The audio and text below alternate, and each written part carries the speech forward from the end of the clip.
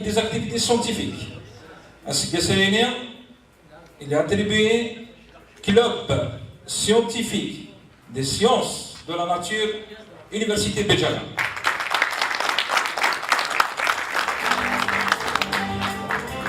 Voilà, monsieur le secrétaire Adel.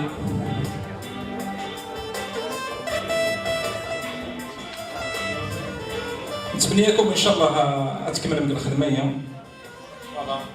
ونتمنى ان شاء الله vous allez travailler encore plus باش تلحق مع تويما ديجا مير اسوسياسيون دو لامين. اخي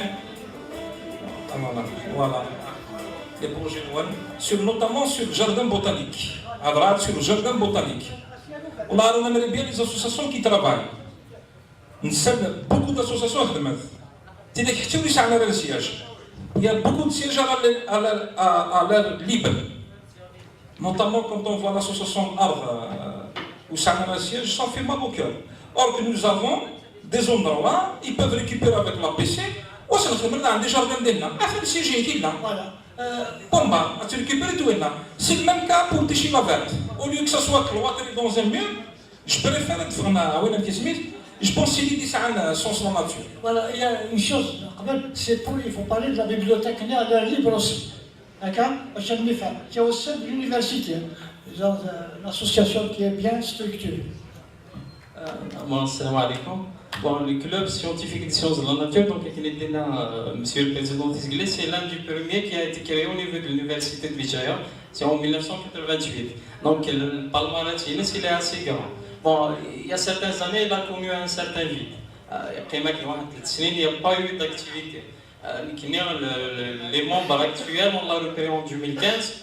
On a réalisé pas mal d'activités avec des moyens qui sont très restreints.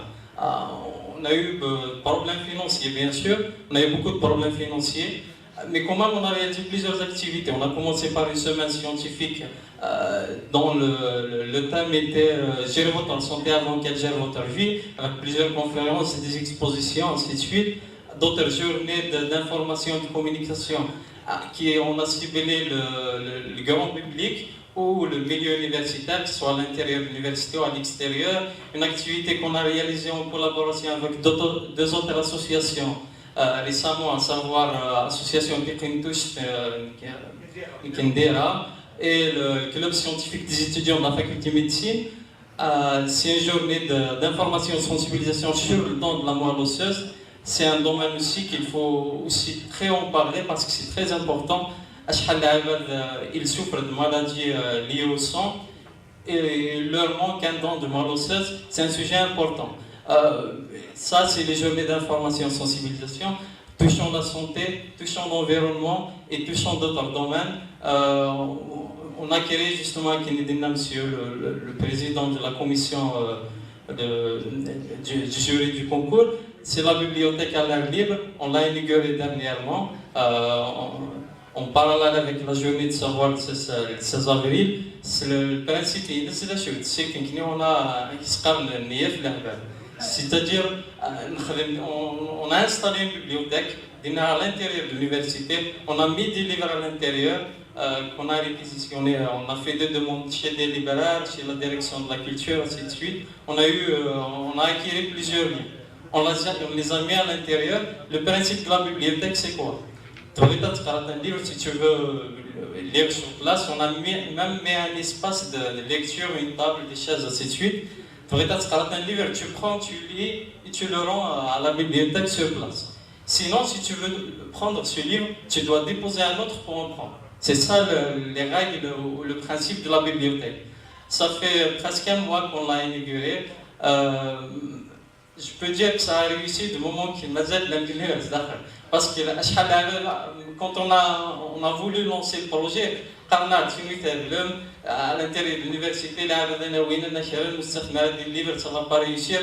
On est presque à un mois, ça a réussi. Pour moi, c'est réussi. Tout en espérant que ça ne sera pas la seule bibliothèque. Sur la dernière, on va choisir d'autres places, on va installer d'autres bibliothèques.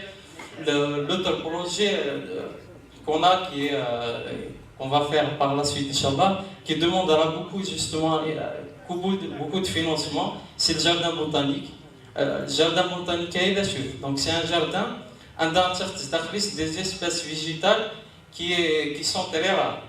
On partout, que ce soit local, que ce soit national, que ce soit qu'on retrouve à l'échelle internationale. Ça a un but de déjà aller sur Hamkania.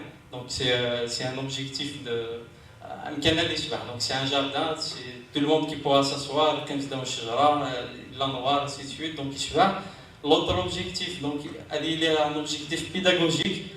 Les étudiants en biologie à l'extérieur pour voir ces espèces-là. Juste à côté, disons que c'est un laboratoire en plein air. Voilà, c'est les activités qu'on a. Merci pour ça. C'est comme le jardin zoologique d'Alger. Il y a des espèces et des espaces pour chaque espèce. C'est ce qu'ils veulent faire. Merci beaucoup.